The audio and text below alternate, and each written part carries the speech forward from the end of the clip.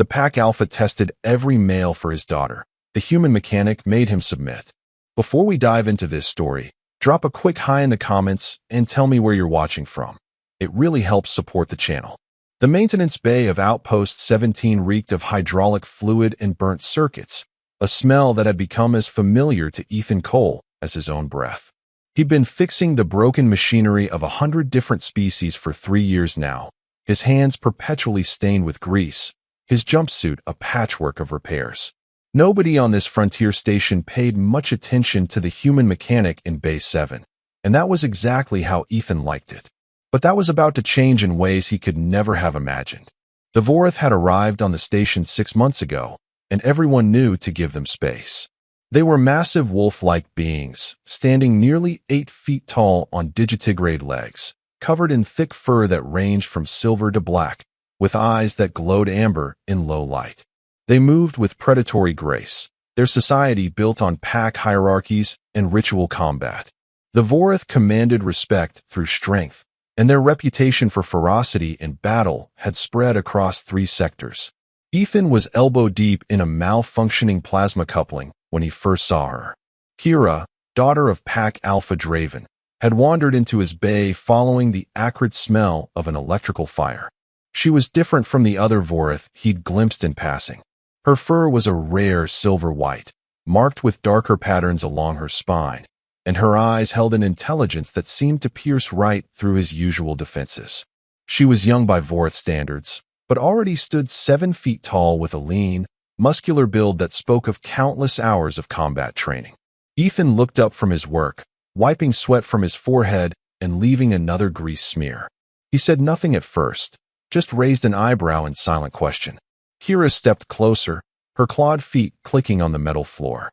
She spoke in accented but clear standard galactic, her voice carrying a growling undertone that was characteristic of her species. My father's ceremonial armor has a malfunction in the power distribution system.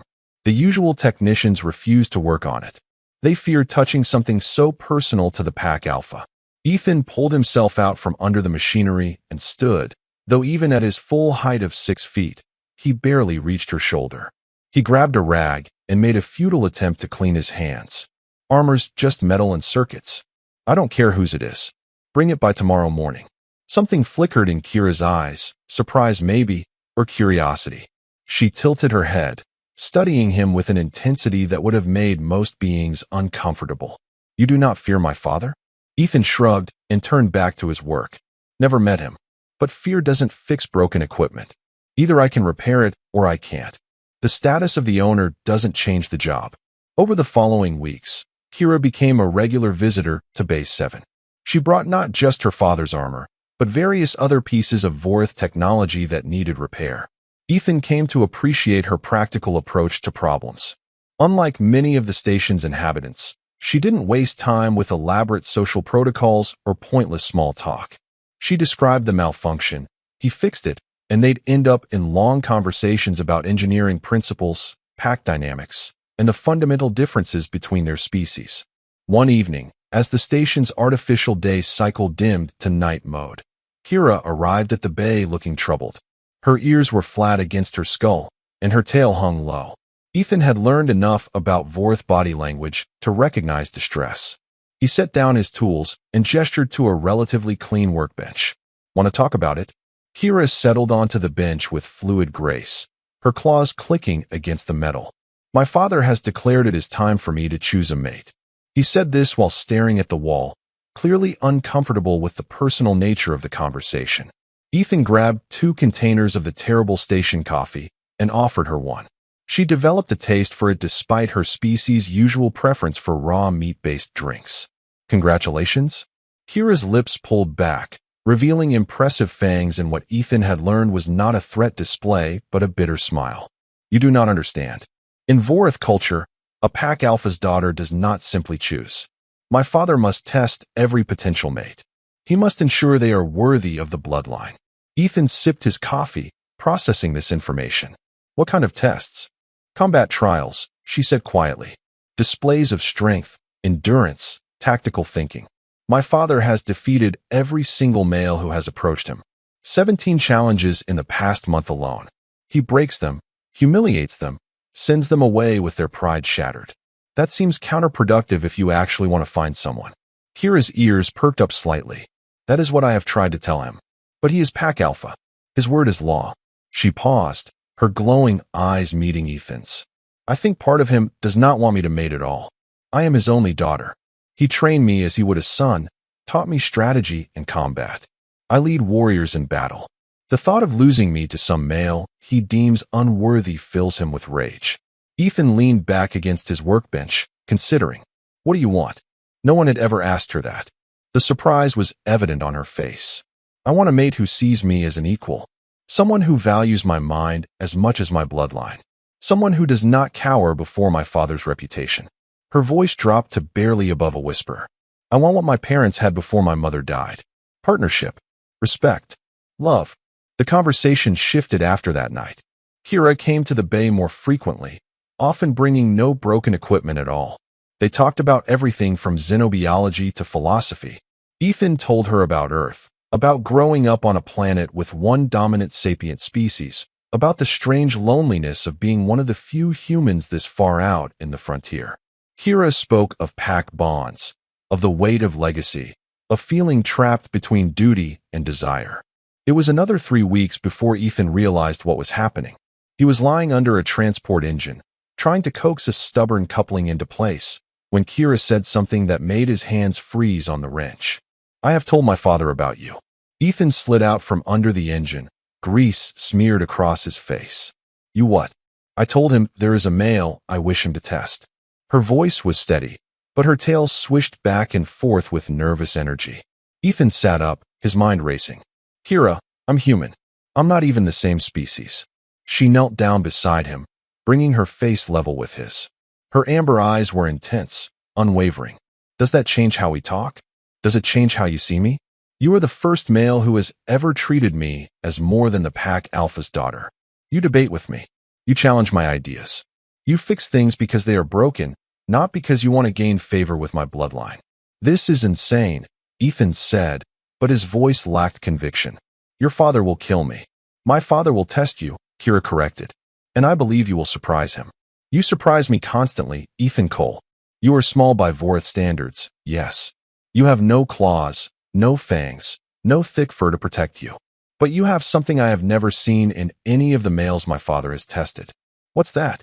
You are unimpressed by displays of dominance. You solve problems instead of trying to overpower them. And you are stubborn beyond reason. She made that same fanged smile. Very Vorith qualities, in their own way. Ethan stood up, pacing the length of the bay. This is crazy. I fix engines. I'm not a warrior. Kira rose as well, her full height, making Ethan crane his neck to maintain eye contact. The Vorith do not only value physical strength. That is a misconception other species have about us. We value strength of will, tactical thinking, the ability to face impossible odds without breaking. She stepped closer. You possess all of these things. I have seen you spend 14 hours straight repairing a life support system that every other technician said was unsalvageable. You succeeded because you refused to accept failure. That is the mate I want. That is the male I want my father to acknowledge. When does he want to do this test? Ethan asked, resignation creeping into his voice. Tomorrow evening. At the traditional combat circle in the Vorith Quarter. Of course it's combat, Ethan muttered. Why wouldn't it be combat? The next day crawled by with agonizing slowness. Ethan tried to work, but his hands were shaky and his focus scattered. He kept thinking about Kira's words, about the connection they'd built over months of conversation and shared time. He thought about going home to his small quarters and pretending this wasn't happening. But the truth was, somewhere along the way, the silver-furred warrior had become the most important person in his life. As the station's evening cycle began, Ethan made his way to the Vorith Quarter. He'd been there before for repair jobs, but never this deep, never to the sacred combat circle that sat at the heart of their territory. The corridors here were wider, built to accommodate larger frames, and the lighting was dimmer, suited to Vorith eyes. A crowd had already gathered when Ethan arrived. Vorith of all ages lined the circular arena, their eyes glowing in the low light. At the center stood Pack Alpha Draven, and Ethan understood immediately why 17 challengers had failed. Draven was enormous even by Vorth standards, easily 8.5 feet tall with shoulders as broad as a cargo hauler. His fur was jet black with silver streaks that spoke of age and experience. Scars marked his body, each one a testament to battles won. His eyes were a deep gold, and when they locked onto Ethan, the temperature seemed to drop 10 degrees. Kira stood beside her father, her posture rigid with tension. When she saw Ethan, relief flooded her features, as if part of her had believed he wouldn't come. Ethan walked into the circle, very aware of how small he looked compared to the towering Vorth surrounding him. The crowd murmured in confusion and disbelief. Some laughed. One young male called out an insult in the Vorth tongue that made several others bark with amusement. Draven's voice cut through the noise like a blade. Silence. He stepped forward, his gaze never leaving Ethan. You are the human mechanic. The one my daughter speaks of. Ethan met his stare without flinching. I am. You believe yourself worthy to mate with the daughter of a pack alpha? I believe your daughter is capable of choosing for herself. But I'm told you require testing. So here I am. A ripple of shock went through the crowd. No one spoke to pack alpha Draven with such casual disrespect. Draven's lips pulled back, revealing fangs that could tear through steel. You are either very brave or very foolish, human. Probably both, Ethan admitted. But mostly I'm tired of watching Kira be treated like property instead of a person. The temperature in the circle seemed to plummet. Draven's ears flattened against his skull, a clear sign of rising aggression. You dare to insult pack traditions? I dare to point out that your daughter is a warrior in her own right. She leads your fighters in combat. She has earned respect. Yet you parade males before her like she has no say in her own life. That's not tradition. That's control. Kira's eyes widened in horror. The crowd was utterly silent now. No one, not even the highest-ranking warriors, challenged Draven so directly. Draven took a step forward, his massive frame seeming to fill the entire circle. His claws extended, scraping against the metal floor. You know nothing of our ways, human. Nothing of pack bonds, of bloodline honor, of a father's duty to protect his offspring. Ethan held his ground despite every instinct screaming at him to run. You're right. I don't know your ways. But I know fear when I see it. That stopped Draven cold. What did you say? You heard me. This isn't about tradition or honor or duty. This is about fear. You're terrified of losing your daughter. She's all you have left of your mate. So you make the tests impossible. You break every male who comes forward. Not because they're unworthy, but because no one could ever be worthy in your eyes. You'd rather keep her isolated than risk the pain of letting her go. The words hung in the air like a challenge. Draven's entire body was taut with rage, his fur standing on end. Several warriors in the crowd placed hands on weapons, certain they were about to witness the pack alpha tear the impudent human apart. But Draven didn't attack. Something shifted in his golden eyes, a flicker of recognition, of pain quickly suppressed. You presume much, mechanic. I presume nothing. Kira told me about her mother, about the partnership you shared, about how your mate was your equal in all things. You honor her memory by denying your daughter the same chance at happiness? Draven's claws retracted slowly. When he spoke again, his voice was quieter, more dangerous. You think you understand loss? Ethan's jaw tightened. I understand that holding on too tight destroys what you're trying to protect. I've seen it 1,000 times in 1,000 different ways. Metal that won't flex breaks under pressure. Systems that don't adapt fail. People who can't let go lose everything. The pack alpha stared at him for a long moment. Then come, human. Let us see what you are made of. He gestured to the center of the circle. Ethan knew what was coming. He also knew he couldn't win a physical contest against a creature with 3 times his mass and built-in weapons. But Kira had said something important. The Vorth valued more than just brute strength. He walked to the center of the circle and turned to face Draven. The pack alpha's expression was unreadable. The first test is simple. Withstand my challenge for 60 seconds without fleeing or losing consciousness. Most do not manage 30. Before Ethan could respond, Draven threw back his head and roared. It was not a human sound, not even close. It was a primal scream of dominance, a sound evolved over millions of years to strike terror into prey and rivals alike. The acoustic force of it was physical, hitting Ethan like a wall of pressure. His bones vibrated with it. His ears rang. Every primitive part of his brain shrieked at him to run, to flee, to get away from the apex predator standing before him. Around the circle, younger Vorith instinctively took a step back. It was that powerful. Ethan's legs shook. His heart hammered so hard he thought it might burst. Sweat broke out across his skin. But he did not run. He did not fall. He stood there, meeting Draven's golden eyes, and weathered the storm. The roar lasted 20 seconds, an eternity that felt like hours. When it finally ended, Ethan was still standing.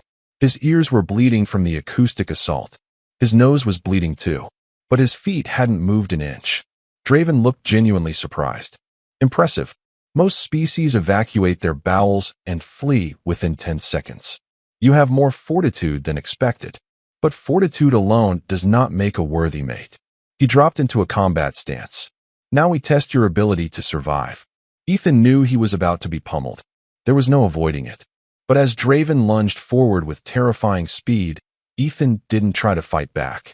Instead, he dropped and rolled, using his smaller size to slip under the massive Vorth's attack. He came up several feet away, breathing hard. Running will only prolong the inevitable, Draven growled. Not running. Surviving. There's a difference. Draven attacked again, faster this time, but Ethan was already moving. He couldn't match the Vorth's strength or speed in a straight contest, but he could be unpredictable. He used the environment, rolling behind support pillars, ducking under swipes that would have decapitated him, staying just out of reach. He wasn't trying to win. He was trying to not lose. The crowd watched in fascination as this strange dance continued. The tiny human, prey species by any reasonable measure, was somehow staying ahead of Pack Alpha Draven's attacks. Not through superior combat skill, but through sheer stubbornness and tactical adaptation. Draven began to change his approach. He stopped trying to overwhelm Ethan with raw power and started trying to corner him, to limit his options. It was the shift from berserker to strategist, and it was much more dangerous. Ethan felt the net closing. He was tiring, his human endurance no match for Vorth's stamina. His lungs burned. His muscles screamed. He was running out of space and options. So he stopped running. When Draven lunged again, Ethan didn't dodge. Instead, he dropped flat and rolled directly toward the Pack Alpha, getting inside his reach. Draven's claws whistled over his head, missing by inches. Before the massive Vorth could adjust, Ethan was on his feet directly in front of him, close enough to smell the predator's breath. For a frozen moment, they stared at each other. Ethan was completely vulnerable, within easy killing range. One swipe of those claws would end it all. "You could kill me right now," Ethan said quietly, his voice somehow carrying in the silent circle. "Is that what you want? To prove you're stronger than a human mechanic? Everyone already knows that. You've proven nothing except that you can terrorize someone a third your size." Draven's claws hovered in the air, trembling with restrained violence. "Why do you not defend yourself?" "Because this isn't about fighting." Ethan met his eyes without fear. "This is about you deciding whether your fear is more important than your daughter's happiness. Kill me, and you prove I was right. You're too afraid to let her choose. Let me live, test me in ways that actually matter, and maybe you'll see what she sees in me." The Pack Alpha's claws slowly retracted.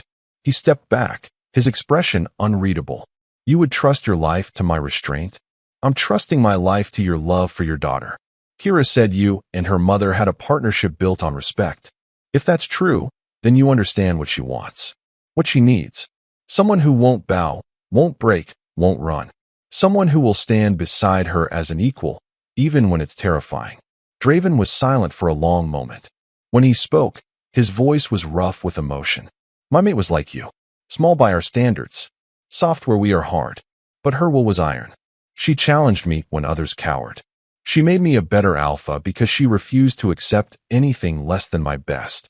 His eyes flicked to Kira, standing at the edge of the circle with tears streaming down her face.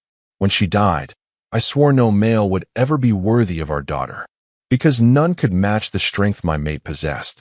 "You're right," Ethan said. "No one can replace your mate. No one should try. But Kira doesn't need a replacement for her mother. She needs a partner for herself." Draven's shoulders sagged slightly, the weight of years of grief visible in his posture. "You are either the bravest or the most foolish being I have ever met, human." "You said that already," A sound escaped Draven's throat, something between a growl and a laugh. You do not even fear me now, do you? Oh, I'm terrified. Ethan wiped blood from his nose. You could literally tear me apart with your bare hands. But fear doesn't change what's right. And it's right for Kira to make her own choice. Draven looked at his daughter, really looked at her, perhaps for the first time since his mate's death. He saw not the child he wanted to protect, but the warrior she had become. Strong, capable, and desperately in love with this impossible, stubborn human. Kira, Draven said, his voice carrying across the circle. Is this the male you choose? Kira stepped forward, her posture straight and proud. Yes, father. He is. He is weak by our standards. He stood before you and didn't run. How many of your warriors could say the same? He cannot hunt. He fixes what is broken. He solves impossible problems. These are not lesser skills. He will not live as long as a Vorith mate would. Kira's voice softened. Then I will treasure every moment I have with him. Draven closed his eyes, a shuddering breath escaping him. When he opened them again, they glistened with moisture. Your mother would have liked him. She always preferred those with sharp tongues and sharper minds. He turned back to Ethan. You have not passed my tests, human. You have failed them spectacularly. You cannot match my strength. You barely survived my challenge roar. In a true combat trial, you would be dead within seconds. Ethan said nothing, waiting. But you have done something none of the others did. You made me see my daughter again instead of the ghost of my mate. You faced certain death and used it to speak truth instead of begging for mercy. You are either extraordinarily brave or completely insane. He paused. Likely both. Draven stepped forward and placed one massive paw on Ethan's shoulder. The weight of it nearly buckled his knees. The human mechanic has my acknowledgement. Let the pack witness. He is not Vorith. He will never be Vorith. But he possesses the spirit we honor. If my daughter chooses him, I will not stand in her way. The crowd erupted. Some cheered, celebrating the unprecedented decision. Others growled in disapproval, shocked that their pack alpha would accept an off-worlder, a human, as a mate for his only daughter. But Draven's word was law, and none would challenge it directly. Kira rushed into the circle, and Ethan barely had time to brace himself before she swept him into an embrace that lifted him completely off the ground. She was careful with her strength, mindful of his fragile human frame, but her joy was unmistakable. You magnificent fool, she whispered in his ear. You could have died. Probably should have, Ethan admitted, his voice strained because she was squeezing the air from his lungs. Your father is terrifying. She set him down gently, her eyes shining. You stood before the pack alpha and made him submit. Not through strength, but through truth. That is the most Vorith thing I have ever seen a non-Vorith do. Draven watched them with an expression that mixed grief and acceptance. There are conditions, he announced, his voice cutting through the celebration. The human will learn our ways. He will understand pack law, combat hierarchy, and the responsibilities that come with mating into the alpha bloodline. He will be tested not once, but continuously. And if he ever harms my daughter, I will hunt him across the galaxy and demonstrate why I became pack alpha in the first place. Understood, Ethan said, because what else could he say? Good. Draven's expression softened almost imperceptibly. Now get out of my sight before I remember my pride and change my mind. Kira pulled Ethan toward the exit, moving quickly before her father could reconsider.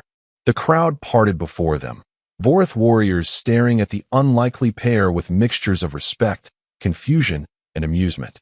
As they left the combat circle, Ethan heard one older warrior mutter to another that perhaps the pack alpha had finally lost his mind in his grief. But another warrior, scarred and grizzled, shook her head. No, he finally found it again.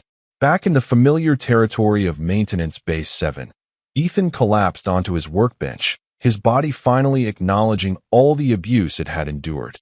His ears still rang from Draven's challenge roar. His muscles ached from the constant dodging and rolling. His hands shook with residual adrenaline.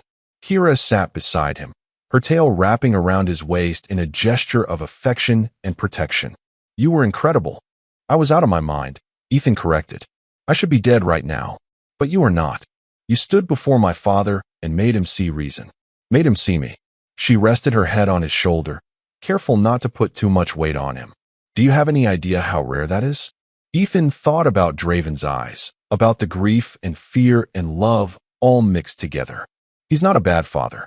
He's just been drowning in loss and didn't know how to let go. He knows now, because you showed him. She was quiet for a moment. Ethan, you understand this changes everything? Mating into an alpha bloodline comes with responsibilities. Expectations. I figured. What exactly am I in for? Kira lifted her head, considering. You will be expected to attend pack gatherings, to learn our customs and traditions, to understand the complex hierarchy of Vorith society, and you will be tested constantly by other males who will see you as a weak point in the alpha bloodline. Sounds exhausting. It will be, but you will not face it alone. I will be beside you, and my father, despite his gruff exterior, will honor his word. You have his acknowledgement. That is not a small thing. Ethan looked at her, at the silver-white fur, the amber eyes, the fangs that could rend steel. She was alien in every possible way, and yet she was also the person who understood him better than anyone ever had. What about you? What do you get out of this arrangement besides a mate who can't hunt and gets winded climbing stairs? Kira's fanged smile was genuine and warm. I get a partner who sees me for who I am, not what I represent.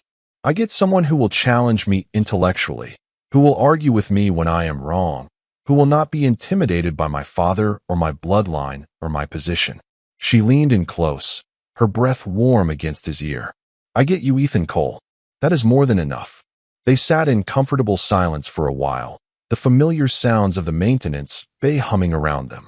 Ethan's mind was already racing ahead, thinking about the challenges to come. Learning Vorith customs would be difficult. Navigating pack politics would be even harder. And he had no illusions about the reception he'd receive from traditionalists who saw him as an outsider corrupting their bloodline. But he'd faced down pack Alpha Draven and survived. Compared to that, everything else seemed manageable. So what happens now? Ethan finally asked. Kira stood, pulling him to his feet with gentle strength. Now we celebrate. The pack will hold a feast to honor my father's acknowledgement. You will be formally introduced as my chosen mate. She paused, a hint of mischief in her eyes. And you will discover that Vorith celebrations involve significant amounts of fermented meat wine and ritual combat displays. Of course they do. You will also meet the rest of my family. My uncles, my cousins, my father's most trusted warriors. They will all want to assess you, to determine if you are truly worthy. More tests? Always more tests. Kira's expression turned serious. But Ethan, understand this. By accepting my father's acknowledgement, you have entered into something sacred in Vorith culture. You are not just choosing me as a mate. You are becoming part of the pack. That bond is unbreakable. Ethan thought about his life before. The solitary existence in Maintenance Bay 7. The endless parade of broken equipment and indifferent clients. The loneliness of being one of the few humans on a frontier station where everyone else had their own species groups and cultural connections. Then he thought about Kira, about their conversations, their growing connection, the way she challenged him and supported him in equal measure. Unbreakable sounds good, he said. The feast was held in the Great Hall of the Vorith Quarter, a massive space with high ceilings and dim lighting that suited their vision. Long tables were laden with food, most of it uncooked meat that made Ethan's stomach turn. But there were also cooked dishes, prepared specifically for him after Kira had quietly informed the feastmaster that her human mate could not consume raw flesh. Ethan found himself seated at the head table, positioned between Kira and her father. It was a place of honor that made him acutely aware of every eye in the hall watching him. Draven stood, and the hall fell silent immediately.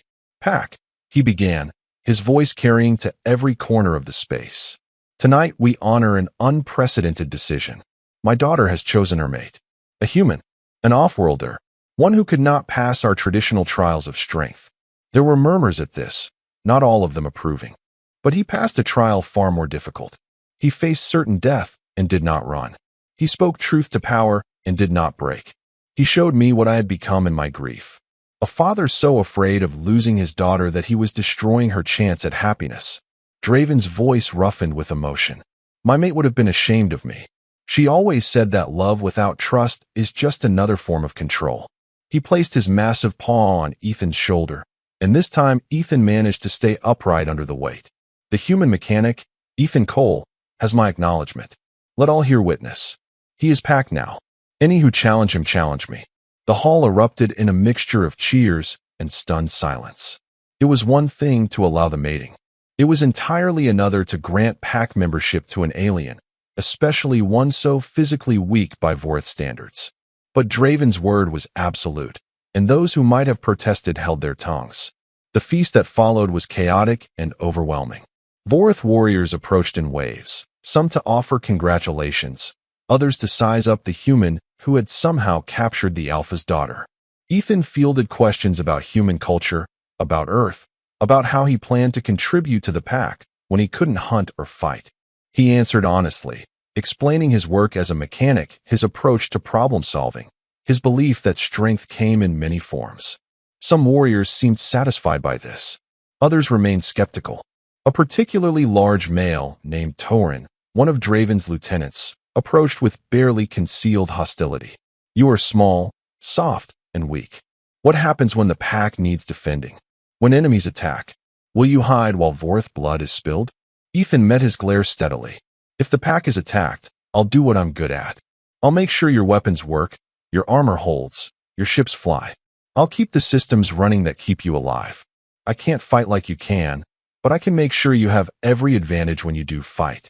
Torin's ears flattened. That is not a warrior's answer. No, it's an engineer's answer. Wars aren't just won by those who pull the trigger. They're won by those who make sure the trigger works. A bark of laughter came from nearby. An older female warrior with a face full of scars stepped forward. The human speaks truth, Torin. Remember the Battle of Kelvin Station? Half our weapons failed because no one had maintained them properly. We won, but we lost good warriors because of faulty equipment. She fixed Ethan with a sharp look.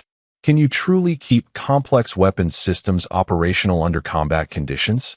That's literally what I do every day. Half the equipment on this station would be scrap without proper maintenance.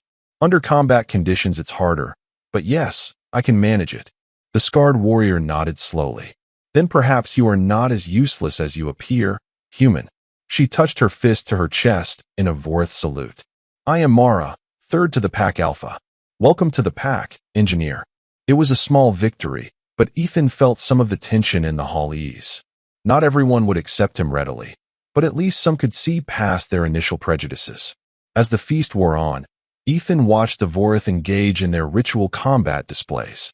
These were not serious fights, but demonstrations of skill and strength, warriors showing off for their packmates.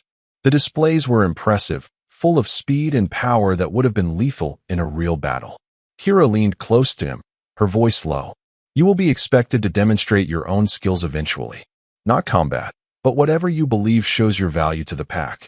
Ethan considered this. What would impress a warrior culture? Not his ability to fix a broken plasma coupling, that was certain. It needed to be something that translated to their values. Something that showed strength in a way they could understand. An idea began to form. 3 days later, Ethan stood in the training arena, surrounded by curious Vorth. Word had spread that the human mate was going to demonstrate his skills, and pack members had gathered to see what the strange off-worlder could possibly show them. Draven sat in the observer's position, his expression skeptical. Beside him, Kira looked nervous but supportive. Ethan had spent the past 3 days preparing. He'd requisitioned materials, built custom components, and assembled something he hoped would make his point. Before the gathered pack, he had set up 6 combat drones. They were training models, designed to simulate enemy combatants with non-lethal weapons. Each drone was programmed with combat algorithms pulled from Vorth military databases. Ethan stood in the center of the arena, wearing his usual grease-stained coveralls, holding a simple datapad. To his left were 6 piles of components, weapons, armor pieces, and mechanical parts. The challenge is simple, he announced, his voice carrying in the arena. The drones will attack in waves. I can't fight them myself. I'm not fast enough, strong enough, or trained for combat. But I can do something else. He activated the first drone. It shot forward with terrifying speed, its weapons armed with stunning charges. Before it could reach him, Ethan had already activated a defense turret he'd assembled from the component pile. The turret tracked and disabled the drone in seconds. The second wave was 2 drones simultaneously. Ethan deployed a shield generator and an EMP mine in quick succession, neutralizing both threats before they got within striking range. The demonstrations continued, each wave more difficult, each solution more complex. Ethan moved with practiced efficiency, assembling defensive systems, activating countermeasures, reprogramming captured drones to fight for him instead of against him. His hands flew over components, his mind working several steps ahead, turning the raw materials around him into an adaptive defensive network. By the sixth wave, he had created a small fortress of interconnected systems that worked together to neutralize threats automatically. The final drones didn't even get close. Ethan shut down the demonstration and turned to face the pack. This is what I bring. In your culture, individual combat skill is honored. In mine, we learned that intelligence and preparation can overcome superior physical strength. I can't fight like you can, but I can build the tools that make your fights easier. I can create advantages where none existed. I can turn a losing battle into a winning one through technology and strategy. He locked eyes with Draven. You said wars are won by warriors. You're right. But warriors need weapons, armor, ships, defenses. Someone has to build those things. Someone has to maintain them. Someone has to innovate when the old solutions stop working. That's my strength. That's what I offer the pack. The arena was silent. Then Mara, the scarred warrior, began to bark in approval, the Vorith equivalent of applause. Others joined her, the sound building until the entire arena echoed with it. Draven stood, his expression unreadable. He approached Ethan slowly, each step deliberate. When he reached the human, he stared down at him for a long moment. Then he touched his fist to his chest, the full salute of respect. You are Pack, engineer. Let no one question it again. The acceptance didn't happen overnight. There were still those who muttered about traditions being broken, about bloodlines being diluted. But gradually, Ethan found his place within the pack structure. He established a workshop in the Vorith Quarter, a space where he could maintain and upgrade their equipment.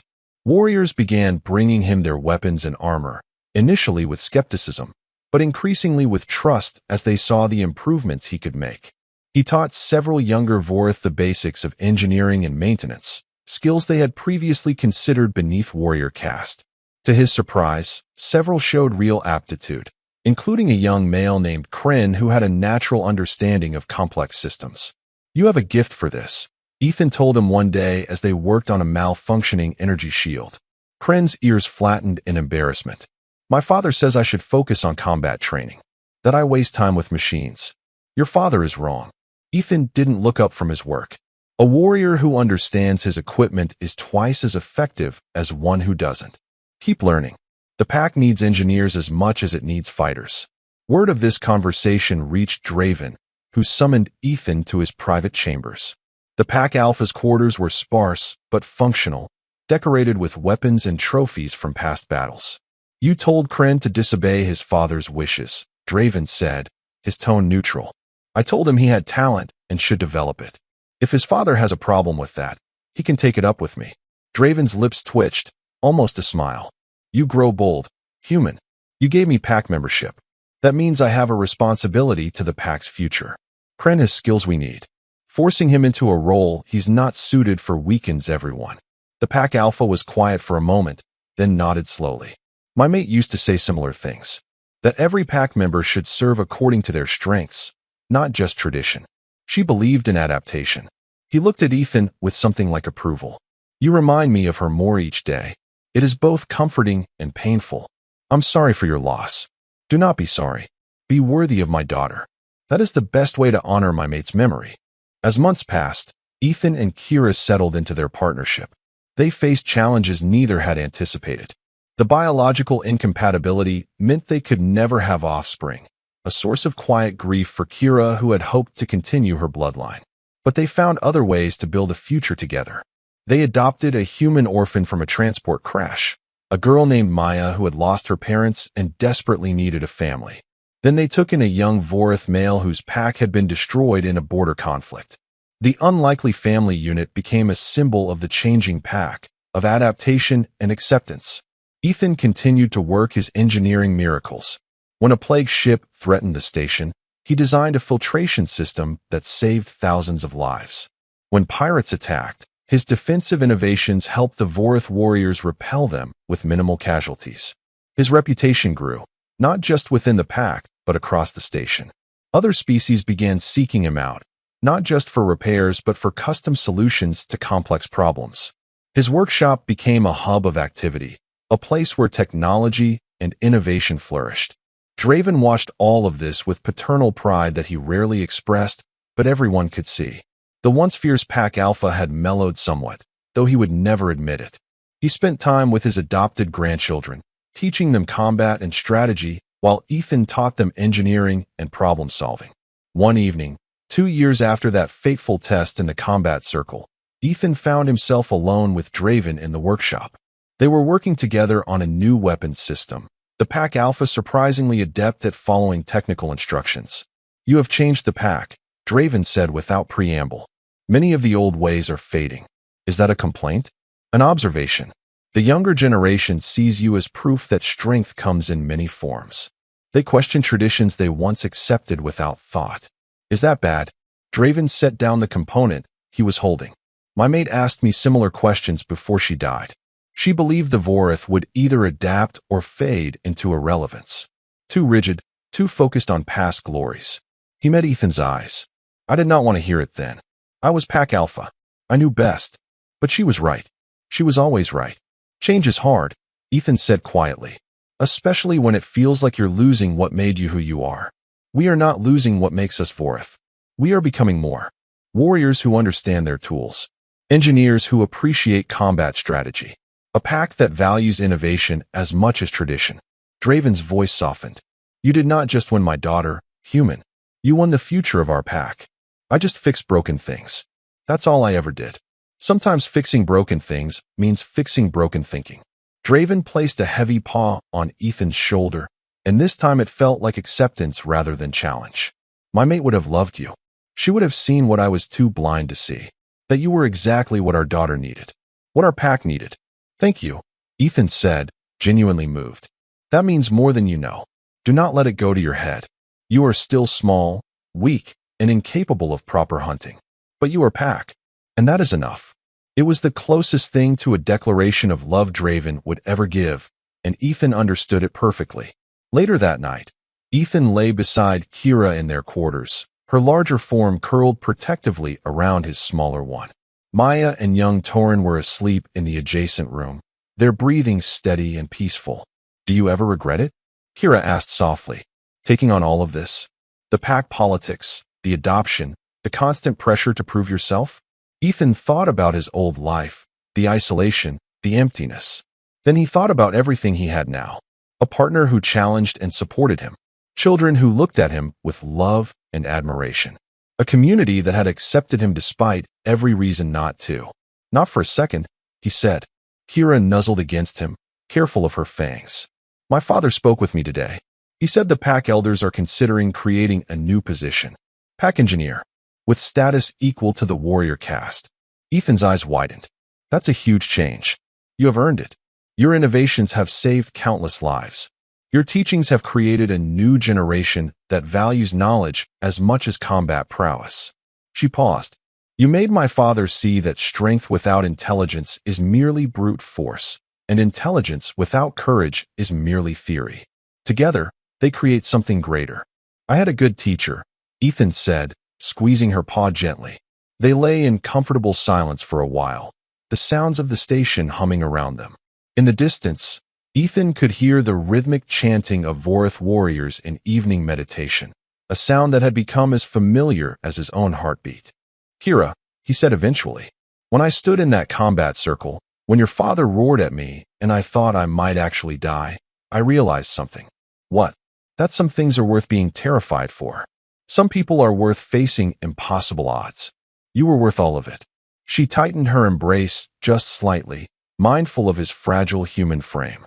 "And you, Ethan Cole, were worth defying every tradition, every expectation, every voice that said I should choose a Vorith mate. You are my partner in all things. My equal. My love." In the morning, Ethan would return to his workshop. He would continue teaching, continue innovating, continue proving that strength came in many forms. He would attend pack gatherings, navigate complex politics, and slowly cement his place in Vorith society. But for now, wrapped in the embrace of the warrior who had chosen him, surrounded by the family they had built together, Ethan Cole, the human mechanic who had made a pack alpha submit through truth and courage rather than strength, was simply content. The pack had tested him and found him worthy, not because he could match their physical strength, but because he possessed something rarer: the courage to stand by his convictions, the intelligence to adapt to impossible situations, and the stubborn determination to never give up on what mattered. He had come to Outpost 17 as a lonely mechanic, fixing broken machines and avoiding attention. He had found something he never expected: a home, a family, and a love that transcended species and culture. And in the end, that was worth every terrifying moment. The future stretched ahead, full of challenges and unknowns. The pack would continue to evolve, blending tradition with innovation. Their children would grow up in a world where a human could stand beside a Vorith as an equal. Other packs would hear the story of Pack Alpha Draven's daughter and her human mate, and some would follow their example. Change had come to the Vorith, carried on the greasy hands of a mechanic who refused to run, who spoke truth to power, and who believed that love and acceptance were stronger than any tradition. It was a change that would echo across the stars, proving once again that humanity's greatest strength was not in physical prowess or advanced technology, but in the stubborn refusal to accept that impossible meant forever. Ethan Cole had walked into that combat circle expecting to fail, perhaps expecting to die. Instead, he had started a revolution, one bolt, one conversation, one act of courage at a time. And that was the end of the story. If you listened all the way to here, don't forget to leave feedback about what you thought of the story in the comments, whether positive or negative. Your feedback helps us improve. Also, leave your like and subscribe to the channel for more stories like this one. And I'll leave here on the screen another video that I'm sure you'll like. Big hug, and see you in the next story.